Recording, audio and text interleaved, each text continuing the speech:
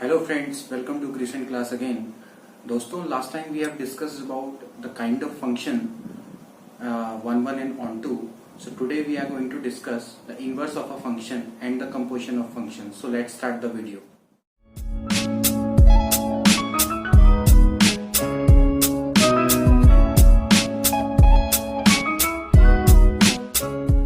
Last time हम लोगों ने फंक्शन के काइंड्स पढ़े थे कि वन फंक्शन क्या होता है, ऑन टू फंक्शन क्या होता है।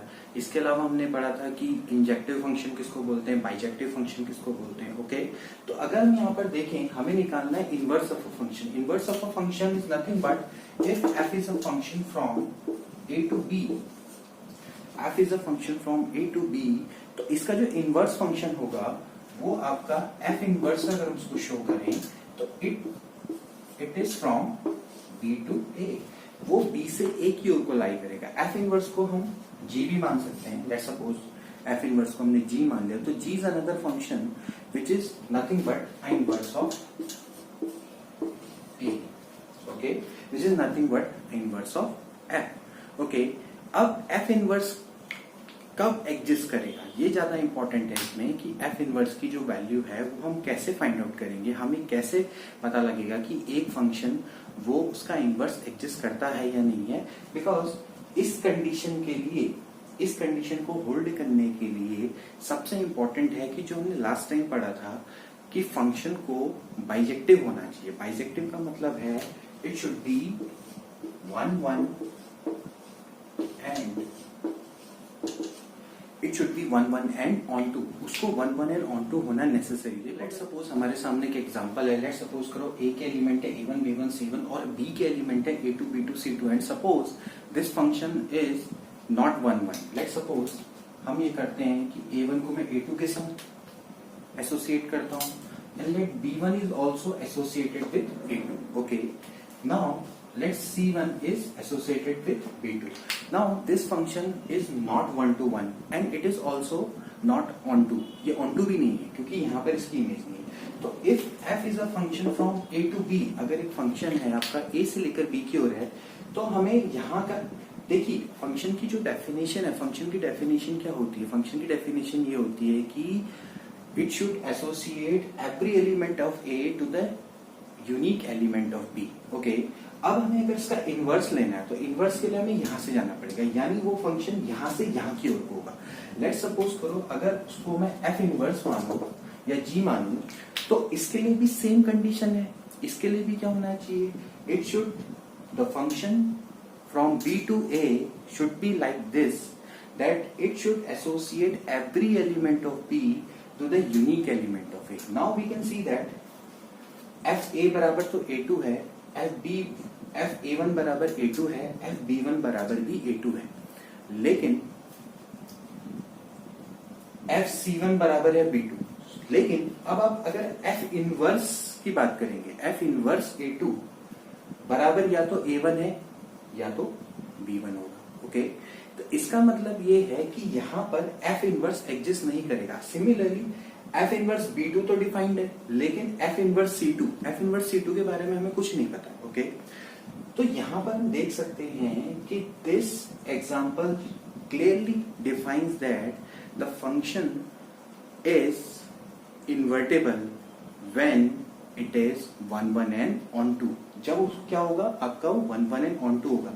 सिमिलरली एक एग्जांपल अगर हम एक और देखें जो कि आपका सिर्फ या तो वन हो और ऑन टू ना हो। ओके, जैसे for example A1 B1 C1, A2 B2 C2 D2। Okay, let's suppose करो हमारे पास एक और एग्जांपल है, A1 को A2 के संग, B1 को B2 के संग, C1 को C2 के संग। Now this function is one. ये फंक्शन आपका वन है। A1 की A2 के संग इमेज है, B1 की B2 के संग है, C1 की C2 के संग है, बट ये फंक्शन ऑन टू नहीं है। ओके, नाउ अगेन ये फंक्शन है फ्रॉम A टू B।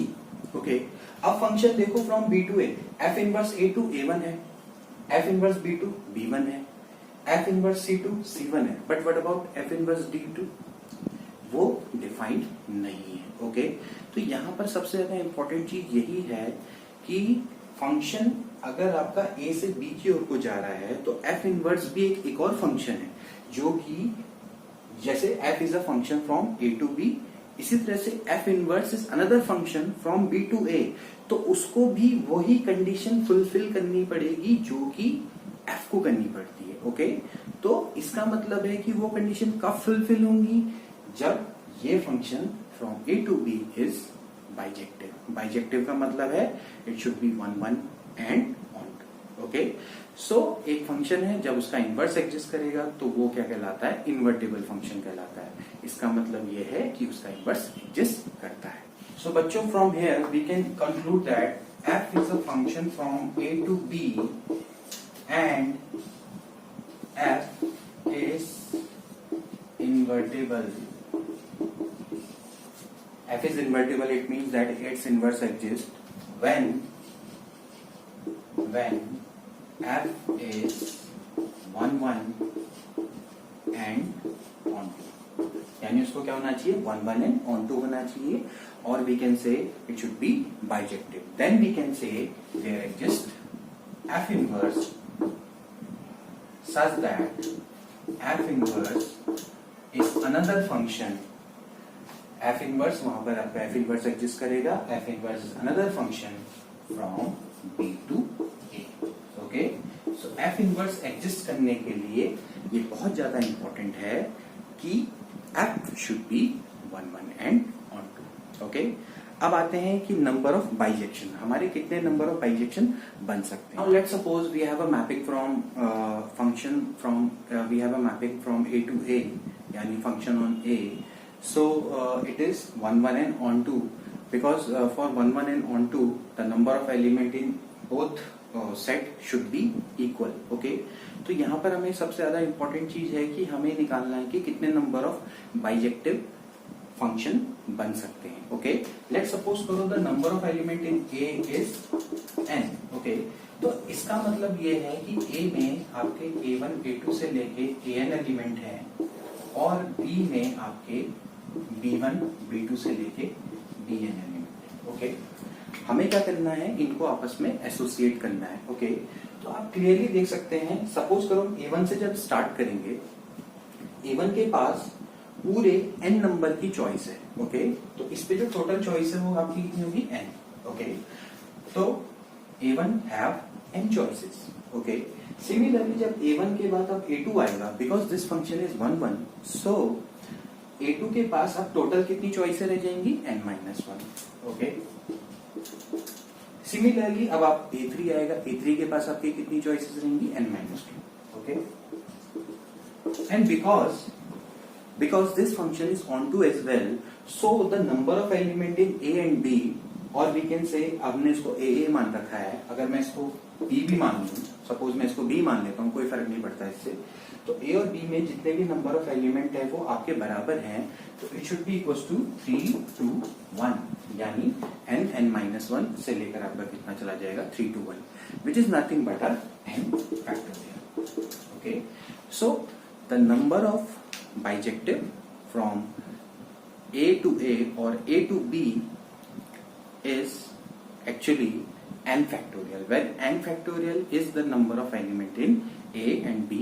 ये ध्यान में रहे कि बाइजेक्टिव होने के लिए, onto होने के लिए सबसे ज्यादा इंपॉर्टेंट क्या है, 1 1 and onto होने के लिए the number of element in A and B should be equal. Next topic है composition of a function. Composition of function को सीखने के लिए हमें सबसे पहले इंपॉर्टेंट है कि let's suppose we have 3 sets, 3 A B C, 3 actually non void sets हैं। Okay, and we have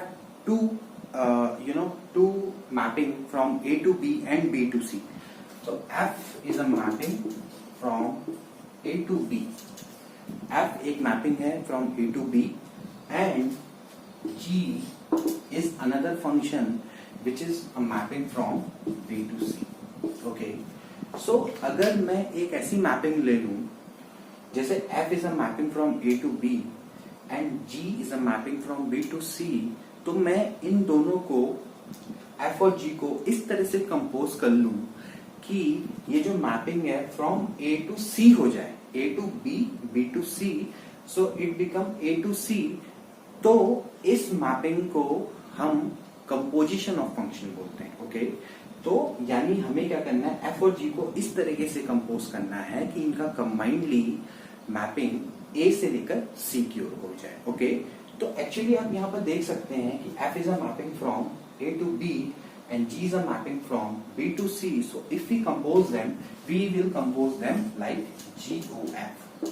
Okay, GOF is nothing but a composition of G and F.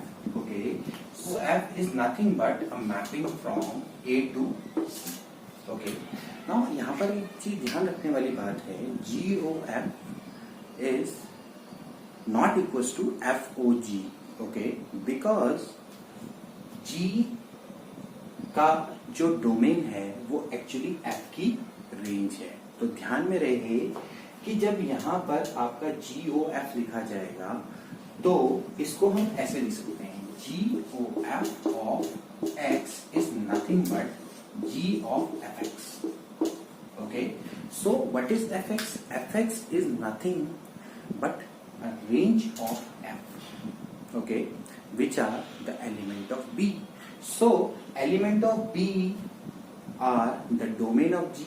Okay, तो यहां पर ध्यान रखने वाली बात है कि G में B के ही एलिमेंटों को रखा जा सकता है, which is the range of F. Okay, तो यहां पर आप ये ध्यान रखेंगे कि जब कंपोजिशन हम बनाएंगे तो हमें ध्यान देना पड़ेगा कि कौन किसका डोमेन है। ओके, तो अगर आप इसको चेक करें, आप इसको देखेंगे FOG, अगर मैं इसको FOG से दिखाऊं फ्रॉम A to C, तो इट इज रॉन्ग, बिकॉज यहां पर FOG में आपको G के अंदर आपको किसके एलिमेंट रखने पड़ेंगे? A के एलिमेंट। तो नाउ G के अंदर आप A के एलिमेंट नहीं रख सकते, G आप उसमें नहीं लगा सकते, बिकॉज A के एलिमेंट G के डोमेन में नहीं आते हैं। ओके, तो ये चीज ध्यान में रखनी है कि यहाँ पर कौन किसका डोमेन है। Okay, so f is a function from A to B and G is a function from B to C. So यहाँ पर से जो कंपोजिशन बनेगी वो क्या बनेगी? GOF। तो GOF from A to C। अगर ये f is a function from B to C and G is a function from A to B होगा, अगर G is a function from A to B and f is a function from B to C होता, तो then हम इसमें हम यहाँ पे लिखेंगे FOG is from A to C। बहुत इजी है, इसको ध्यान रखना। देखिए यहाँ पे G है तो G के आगे कौन है? A। ओके, तो A से कहां के जाना है? C।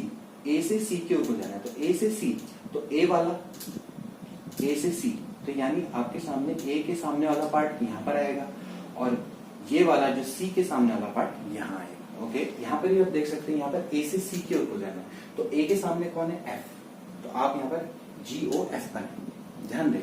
इसी तरह से यहाँ पर आप देखिए, यहाँ A के सामने कौन पार्ट है? G, तो क्या बनना चाहिए? FOG, ध्यान रहे। Okay, so this is actually a composition of function. We have discussed the composition of a function. Now very interesting rule which is need to remember, क्योंकि एग्जाम के पॉइंट ऑफ व्यू से बहुत ज्यादा important है और competitive के भी उससे कॉम्पिटेटिव पॉइंट ऑफ व्यू से भी बहुत ज्यादा इंपॉर्टेंट है। तो देखो यहाँ पर देखें कि FOG को अगर हम देखें is a function from A to C, let's suppose. Okay, now हम इसकी चेक करते हैं कि 1 1 एंड ऑन टू कब होगा। ओके, तो FOG में आप देखिए 1 1 के लिए क्या इंपॉर्टेंट है? G, यानी हम देखते हैं कि 1 1 में क्या इंपॉर्टेंट रहता है? 1 1 में एक्चुअली डोमेन के एलिमेंट ज्यादा इंपॉर्टेंट रहते हैं।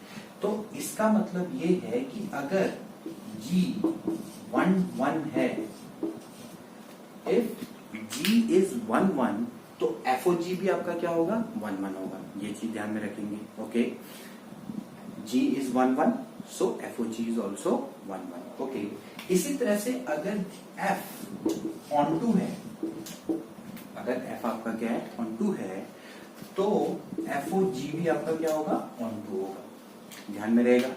अगर G FOG में G 1 1 है, तो FOG भी क्या होगा? 1 1 होगा, यानी कंपोजिशन ऑफ टू फंक्शन भी क्या होगा? 1 1। इसी तरह से अगर FOG में F ऑन टू है, सो FOG भी आपका क्या होगा? ऑन टू होगा। सिमिलरली अगर मैं इसकी जगह पे GOF ले लूंगा, तो आपको आपको पता है कि GOF कब 1-1 होगा, जब F 1-1 होगा। अगर F 1-1 है तो GOF भी क्या होगा, 1-1 होगा। सिमिलरली ऑन टू कब होगा, जब G भी आपका क्या होगा, ऑन टू। ओके, तो आई होप कि आपको ये लेक्चर आज आपको काफी समझ में आया होगा और ये एग्जाम के नजरिए से बहुत ही ज्यादा इंपॉर्टेंट है। So till then take care and